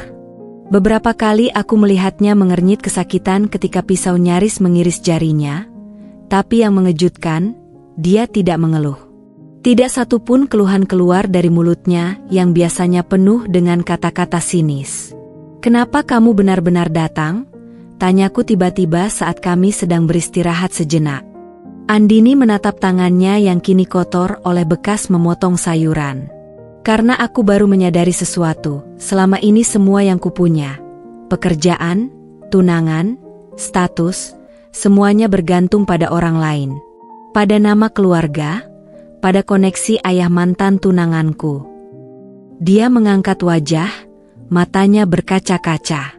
"Tapi kamu membangun semua ini sendiri. Aku ingin bisa seperti itu." Perkataannya membuatku tercekat. Ini bukan lagi Andini yang aku kenal. Belum sempat kuberi respon, bel pintu depan berbunyi. Aku bergegas membuka dan menemukan ibu mertuaku berdiri di sana, wajahnya penuh kelelahan dan keraguan. "Ika," ucapnya pelan. "Aku ingin minta maaf." Aku membeku. "Ibunda Mas Agung," perempuan yang selama ini selalu memandangku dengan sebelah mata, sekarang berdiri di depan dapur produksiku dengan mata penuh penyesalan. Kemarin aku melihat Andini pulang dengan tangan penuh luka kecil dan bau bawang. Dia bilang dia belajar darimu. Ibunda menghela napas. Aku baru menyadari betapa salahnya kami selama ini. Aku mempersilakannya masuk, hati berdebar kencang. Di dapur, Andini terlihat kaget melihat ibunya. "Ma, kenapa kau kesini?" Untuk mengatakan yang seharusnya sudah kukatakan lama lalu, jawab ibunda dengan suara tegas. Bahwa kami semua telah salah memperlakukan Ika. Dia kemudian bercerita tentang bagaimana seluruh keluarga besar telah membicarakan kesuksesanku setelah pembukaan kafe, tentang bagaimana beberapa kerabat mulai mempertanyakan sikap mereka selama ini. Aku malu. Akunya, tangannya gemetar memegang gelas air yang kuberikan. Malu karena sebagai ibu, aku seharusnya bisa melihat lebih dalam daripada sekadar latar belakang seseorang. Ruangan menjadi hebat. Aku menatap kedua perempuan ini, satu yang telah menyiksaku dengan kata-kata, satu yang diam saja membiarkan penghinaan terjadi, dan anehnya, yang kurasakan bukanlah kemenangan, tapi semacam kelegaan aneh. "Terima kasih untuk permintaan maafnya," akhirnya kuucapkan perlahan. "Tapi maaf saja tidak cukup. Aku butuh bukti bahwa perubahan ini tulus." "Bukti seperti apa?" tanya Andini. Aku tersenyum kecil. "Teruslah datang bekerja di sini. Tunjukkan padaku bahwa kamu serius ingin belajar. Dan ibu." Aku menatap ibunda mertuaku. "Cobalah benar-benar mengenaliku, bukan hanya sebagai menantu, tapi sebagai manusia." Hari itu, untuk pertama kalinya, kami bertiga duduk bersama di meja dapur sederhanaku, minum teh dan berbicara dari hati ke hati, tanpa topeng sosial, tanpa pretensi. Dan ketika ibunda mertuaku dengan canggung bertanya apakah suatu saat mau mengadakan acara keluarga di kafeku, aku tahu ini adalah awal yang baru. Bukan hanya untuk mereka, tapi juga untukku. Karena hari ini aku belajar bahwa terkadang, orang yang paling menyakitimu adalah orang yang paling membutuhkan pengampunanmu. Dan mungkin, hanya mungkin, dengan memberi mereka kesempatan itu, aku akhirnya bisa benar-benar bebas dari beban masa lalu. Minggu-minggu berikutnya terasa seperti berada dalam dimensi yang sama sekali baru. Setiap pagi sebelum matahari terbit, Andini sudah berdiri di depan dapur produksi dengan wajah masih mengantuk tapi penuh tekad. Awalnya, Sari dan staf lainnya melihatnya dengan curiga. Bagaimana mungkin perempuan yang dulu menjadi sumber segala penghinaan ini sekarang dengan rendah hati belajar memotong sayuran dan membersihkan peralatan dapur? Tapi Andini membuktikan diri dengan cara yang tak terduga. Bu Ika, aku sudah menyiapkan daftar supplier sayuran organik dengan harga lebih kompetitif. Ujarnya suatu pagi sambil menyodorkan spreadsheet rapi. Matanya berbinar dengan pencapaian kecil itu. Aku memeriksa dokumen itu dengan hati-hati. Ini sangat detail. Bahkan ada perbandingan harga per kuartal. Kulakukan riset semalaman. Akunya bangga, lalu tersipu ketika menyadari betapa antusiasnya dia. Perubahan pada Andini tidak hanya terlihat dari kemampuannya bekerja. Perlahan tapi pasti, sikap arogannya memudar, digantikan oleh kerendahan hati yang tulus. Suatu hari, ketika seorang pelanggan marah karena pesanannya tertunda, aku menyaksikan dengan takjub saat Andini, yang dulu bisa meledak hanya karena kopinya kurang manis, berdiri tegak dengan kepala sedikit menunduk. Kami benar-benar minta maaf atas ketidaknyamanannya, Pak. Sebagai kompensasi, pesanan berikutnya akan kami berikan diskon 30%, katanya dengan sopan sempurna. Pelanggan yang awalnya marah itu akhirnya malah memuji pelayanannya dan menjadi pelanggan setia. Tapi perubahan paling mencolok terjadi pada suatu sore ketika kami sedang menutup kafe. Seorang perempuan muda masuk terburu-buru. "Maaf, kami sudah tutup," ujarku, tapi perempuan itu memotong. "Aku mau bicara dengan Andini Wijaya." Andini yang sedang membersihkan meja berbalik, wajahnya langsung pucat. "Lina?" Perempuan itu, ternyata teman dekat Andini yang dulu sering mengejekku, langsung meluncurkan segudang kata-kata pedas. "Apa yang terjadi padamu, Din? Kamu jadi pembantu sekarang? Keluargamu malu besar. Teman-teman semua membicarakanmu." Udara di kafe seketika menjadi tegang. Aku bersiap melerai, tapi Andini sudah berdiri tegak. "Aku bukan pembantu, Lina. Aku sedang belajar menjadi mandiri," jawabnya tenang. "Dan tentang keluarga dan teman-teman. Selama ini kalian hanya ada saat aku punya uang dan koneksi. Lihat saja di mana kalian ketika aku jatuh." Lina terkesiap. "Kamu berubah. Dulu kita selalu." "Dulu aku bodoh," sergah Andini. Suaranya bergetar tapi tegas. "Sekarang aku mengerti nilai kerja keras dan kejujuran. Jika kamu datang sebagai teman, silakan duduk. Jika hanya ingin menghina, lebih baik pergi." Perempuan itu pergi dengan wajah merah padam. Begitu pintu tertutup, Andini menunduk, bahunya naik turun. Aku mendekat, mengira dia menangis, tapi ternyata dia tertawa. "Rasanya lega sekali," ujarnya, mengusap sudut matanya. Aku tidak menyangka bisa berkata seperti itu pada Lina. Momen itu seperti titik balik. Keesokan harinya, Andini datang dengan semangat baru. Bahkan ide-ide kreatif mulai bermunculan darinya. Mulai dari konsep paket catering untuk kalangan eksekutif muda, hingga ide kolaborasi dengan studio yoga. Tapi malam itu, ketika kami sedang menghitung pendapatan harian, tiba-tiba dia bertanya dengan suara kecil, "Ika, apa kamu pernah benar-benar memaafkanku?" Aku menatapnya lama. Aku memaafkan, tapi luka itu tidak akan pernah benar-benar hilang. Seperti piring yang pecah lalu direkatkan, akan selalu ada bekasnya. Dia mengangguk, matanya berkaca-kaca. Aku mengerti. Tapi terima kasih.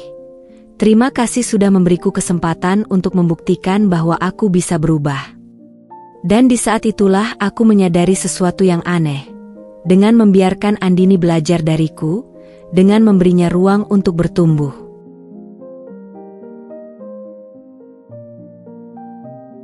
Tanpa sadar aku justru menemukan kedamaian yang selama ini kucari. Bukan kedamaian karena melihatnya menderita, tapi karena menyaksikannya belajar menjadi versi dirinya yang lebih baik. Dan mungkin, itu adalah bentuk balas dendam paling elegan yang tidak pernah terpikirkan olehku. Hujan deras mengguyur atap kafe ketika aku duduk sendirian di meja kerja, menatap laporan keuangan yang baru saja dicetak. Angka-angka di depanku terasa seperti teka-teki yang tak terpecahkan. Pemasukan bulan ini turun drastis hampir 40%. Dan beberapa klien besar tiba-tiba membatalkan kontrak berlangganan tanpa penjelasan yang jelas. Telepon genggam di sampingku bergetar, menampilkan pesan dari Sari. Bu, supplier bahan organik kami mengirim email, mereka tidak bisa menerima pesanan berikutnya sebelum pembayaran tertunggak dilunasi. Jantungku berdegup kencang. Ini bukan sekadar masalah cash flow biasa, ada sesuatu yang tidak beres. Pintu belakang terbuka dengan suara berderit, membawa masuk aroma hujan dan udara dingin. Andini berdiri di sana, jas hujan sederhana yang kini sering digunakannya meneteskan air ke lantai. Wajahnya langsung berubah ketika melihat ekspresiku. Ada apa? Tanyanya, segera melepas jas hujan dan duduk di depanku.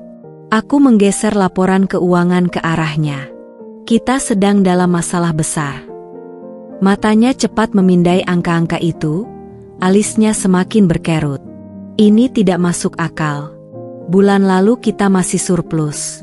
Apa ada yang sabotase, potongku pendek, atau persaingan kotor? Beberapa klien besar membatalkan kontrak dengan alasan yang sama. Ada rumor bahwa bahan-bahan kita tidak benar-benar organik, bahwa kita mencampurkan bahan kimia berbahaya. Wajah Andini memucat. Itu tidak benar. Tentu saja tidak. Tapi bisnis ini dibangun dari reputasi, Endin. Sekali kepercayaan hilang, tanpa berbasa-basi, Andini langsung mengambil laptopnya. Aku akan telusuri sumber rumor ini. Sementara dia bekerja, aku menelepon satu persatu klien yang membatalkan pesanan. Hampir semua memberikan jawaban seragam. Mereka menerima email anonim dengan bukti bahwa bisnisku melakukan kecurangan. Ketemu, teriak Andini tiba-tiba. Lihat ini.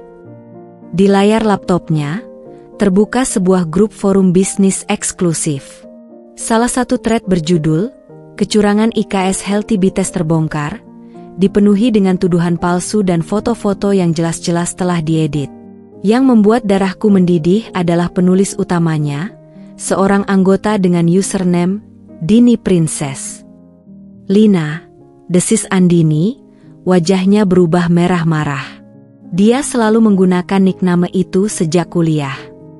Aku menutup mata sejenak, mencoba menenangkan diri. Kita perlu bukti lebih kuat sebelum menuduh. Tidak perlu, gumam Andini sambil terus menggulir layar. Lihat ini, dia tidak sengaja mengunggah screenshot percakapan WhatsApp di thread ini. Meski nama kontaknya di-blur, aku bisa mengenali gaya bicara ini. Dia memutar laptopnya ke arahku. Di layar terlihat percakapan antara Lina dan seseorang bernama Bos, yang merencanakan kampanye hitam terhadap bisnisku. Bos itu pasti calon suamiku dulu, bisik Andini, suaranya getir. Dia punya jaringan catering besar. Pasti melihatmu sebagai ancaman. Malam itu, kami duduk berdua di kafe yang sepi, menyusun strategi. Hujan masih mengguyur di luar, menciptakan suara monoton yang kontras dengan pikiran kalut kami. Kita bisa melawan dengan dua cara, ujarku, mencoret-coret di buku catatan. Pertama, klarifikasi resmi dengan mengundang pihak berwenang memeriksa dapur kita. Kedua, Kita serang balik dengan senjata mereka sendiri, sambung Andini, matanya berbinar dengan tekad baru. Aku tahu rahasia-rahasia kotor bisnis mantan tunanganku. Jika mereka mau bermain kotor, kita bisa melawan. Aku menatapnya lama. Apakah kamu yakin? Ini berarti kamu harus benar-benar melawan mantan duniamu. Dia menarik napas dalam-dalam. Dunia itu ternyata palsu. Ika, yang kita bangun di sini, dengan kerja keras dan kejujuran, ini yang nyata. Esok paginya, kami menjalankan rencana. Tim dari Dinas Kesehatan kami undang untuk melakukan inspeksi mendadak. Sengaja mengundang media lokal untuk meliput. Hasilnya, sertifikat kelayakan dengan nilai hampir sempurna.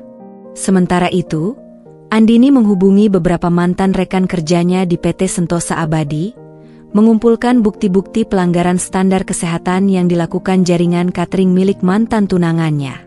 Tapi momen paling menentukan datang 3 hari kemudian. Seorang reporter investigatif dari media ternama menghubungiku. Ternyata Andini telah mengirimkan semua bukti itu ke redaksi mereka. "Kamu yakin ingin melakukan ini?" Tanyaku malam itu ketika kami bersiap menutup kafe. "Ini akan menghancurkan mereka." Wajah Andini tegang. Mereka yang memulai perang ini. Dan yang lebih penting, konsumen berhak tahu kebenaran. Ketika artikel investigasi itu terbit, efeknya seperti bom. Jaringan catering ternama itu langsung kehilangan banyak klien, sementara bisnisku malah kebanjiran pesanan baru dari pelanggan yang menghargai transparansi kami. Di tengah kesibukan melayani pesanan yang meningkat, suatu pagi Andini mendekatiku dengan secangkir kopi. "Ada yang ingin kubicarakan," ujarnya gugup. "Aku mendapat tawaran kerja dari kompetitormu yang jujur, Fresh Kitchen. Mereka terkesan dengan kerjaku selama ini." Aku tertegun. "Kamu mau pergi?" Dia menggeleng cepat. "Tidak jika kau tidak mengizinkannya. Tapi menurutku ini kesempatan bagus. Aku bisa belajar sistem baru, lalu suatu hari kita bisa berkolaborasi. Selain itu, kurasa kita berdua perlu ruang untuk bernapas. Aku butuh membuktikan pada diriku sendiri bahwa aku bisa mandiri benar-benar dari nol, tanpa bantuanmu, tanpa nama keluargaku." Aku memandangnya, perempuan yang dulu menyiksaku dengan kata-kata, kini berdiri di hadapanku dengan kerendahan hati dan tekad yang tulus. Ambil kesempatan itu, akhirnya kukatakan. "Tapi janji satu hal, jangan pernah jadi orang yang dulu kau benci." Dia tersenyum, matanya berkaca-kaca. "Janji. Dan satu hari nanti, aku akan kembali, sebagai partner, bukan lagi musuh." Ketika Andini pergi keesokan harinya, aku berdiri di depan kafe, merasakan sesuatu yang aneh, bukan kemenangan, tapi semacam kebanggaan yang dalam. Karena dalam perjalanan menyelamatkan bisnisku, tanpa kusadari aku juga telah membantu menyelamatkan jiwa seseorang.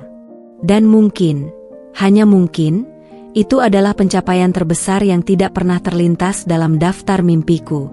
1 tahun telah berlalu sejak hari terakhir Andini bekerja bersamaku.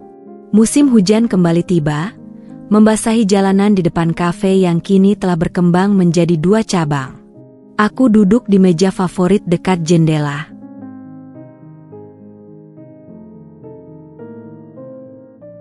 Menyeruput teh hangat sambil memandangi foto-foto yang terpampang di dinding, kenangan perjalanan bisnis ini dari dapur rumahan sederhana, hingga menjadi merek catering sehat yang diperhitungkan di Jakarta. Bel pintu berbunyi, dan aku mengangkat kepala. Andini berdiri di sana, mengenakan blazer formal berwarna navy, rampingannya lebih pendek dari dulu, dan senyumnya yang kini terlihat lebih tulus. Di tangannya tergenggam sebuah map tebal. "Lama tidak bertemu," ujarku, menyambutnya dengan pelukan hangat. "Maaf baru sempat mampir," jawabnya, duduk di depanku dengan mata berbinar. Proyek pertama di Fresh Kitchen benar-benar menyita waktu. Aku mengamatinya dengan seksama. Ada sesuatu yang berbeda. Sebuah kepercayaan diri baru yang bukan berasal dari kesombongan, melainkan dari pengalaman nyata. Jadi, bagaimana pengalamanmu bekerja di sana? Andini mengeluarkan laptop dari tasnya. Lihat sendiri. Di layar terbuka presentasi bisnis berjudul Kolaborasi Fresh Kitchen IKS Healthy Bites. Rinciannya membuatku terkesima, konsep merger dua merek dengan keunggulan masing-masing, skema bagi hasil yang adil, bahkan rencana ekspansi ke Bali dan Surabaya. Aku tidak datang sebagai karyawan Fresh Kitchen, jelas Andini, matanya berbinar. Aku datang sebagai partner yang membawa proposal kemitraan. Selama setahun ini, aku belajar sistem manajemen modern di sana sambil menyempurnakan ide ini. Dia membuka map tebal itu, memperlihatkan dokumen-dokumen hukum dan analisis pasar yang sangat detail. Semua sudah kupersiapkan, termasuk rekomendasi dari investor yang tertarik. Aku membalik halaman demi halaman, semakin takjub. Kau benar-benar berubah. Karena seorang perempuan kuat mengajariku arti kerja keras dan integritas. Jawabnya sambil tersenyum. Sore itu, kami berbicara panjang lebar tentang masa depan. Tentang bagaimana menggabungkan kekuatan, keahlianku di bidang kuliner sehat dengan pengetahuannya yang kini mendalam tentang manajemen modern. Tentang impian membangun bisnis yang tidak hanya profitable, tapi juga memberi dampak sosial. Ketika Mas Agung datang menjemput, ia menemukan kami masih asyik berdiskikan, meja penuh dengan kertas dan coretan-coretan ide. Rupanya ada pertemuan penting yang tidak kudaftarkan. Candanya sambil duduk di sampingku. Andini segera menjelaskan proposalnya dengan semangat. Aku memperhatikan Mas Agung yang perlahan terpesona oleh ide-ide brilian adik iparnya yang dulu ia kenal sebagai perempuan manja. Kita butuh malam ini untuk memutuskan, ujarku akhirnya. Tapi ketika berjalan ke parkiran, tangan Mas Agung menggenggam tanganku erat. Aku tahu keputusanmu. Oh, kau akan menerima tawarannya. Bukan karena proposalnya sempurna, tapi karena kau percaya pada perubahan. Aku tersenyum, memandangi langit sore yang mulai jingga. Dia membuktikan diri, Agung. Sama seperti aku dulu. Esok harinya, di kantor notaris, kami menandatangani dokumen kerjasama. Andini menyodorkan pena bermerek mahal, peninggalan dari kehidupan lamanya. Untuk tanda tangan pertama kita sebagai partner, ujarnya. Aku menerimanya, tapi kemudian mengambil ballpoint biasa dari saku. Lebih baik kita mulai dengan sesuatu yang baru. Upacara sederhana itu menjadi awal babak baru. Tidak hanya untuk bisnis kami, tapi juga untuk hubungan sebagai keluarga. 6 bulan kemudian, pembukaan cabang pertama kolaborasi kami di Bali berlangsung meriah. Kali ini, seluruh keluarga besar hadir, orang tua Andini, saudara-saudara Mas Agung, bahkan teman-teman lama yang dulu memandang rendah usahaku. Di tengah kemeriahan acara, Andini mengajakku ke balkon yang menghadap laut. Angin malam bertiup lembut, membawa aroma garam yang segar. Terima kasih, bisiknya tiba-tiba. Untuk apa? Untuk tidak menyerah padaku ketika aku menjadi versi terburuk diriku. Aku memandanginya, kemudian memandang ke arah dalam ruangan di mana Mas Agung sedang asyik bercanda dengan keluarganya yang dulu sering merendahkan kita. Lihat mereka sekarang, gumamku, menerima kita bukan karena terpaksa, tapi karena menghargai apa yang telah kita capai. Andini mengangguk. Kau tahu apa pelajaran terbesarku selama setahun terakhir? Apa?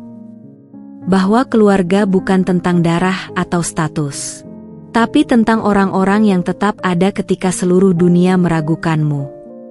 Malam itu, di bawah langit Bali yang bertabur bintang, kami berdua berdiri sebagai partner bisnis, sebagai saudara ipar, dan yang paling penting, sebagai sahabat yang telah melalui badai bersama. Dan ketika aku melirik kembali ke dalam ruangan, melihat senyum bangga di wajah Mas Agung, aku tahu satu hal dengan pasti. Perjalanan ini bukan lagi tentang membuktikan diri pada mereka yang pernah merendahkan. Ini tentang menjadi versi terbaik diri sendiri, dan membantu orang lain menemukan versi terbaik mereka pula.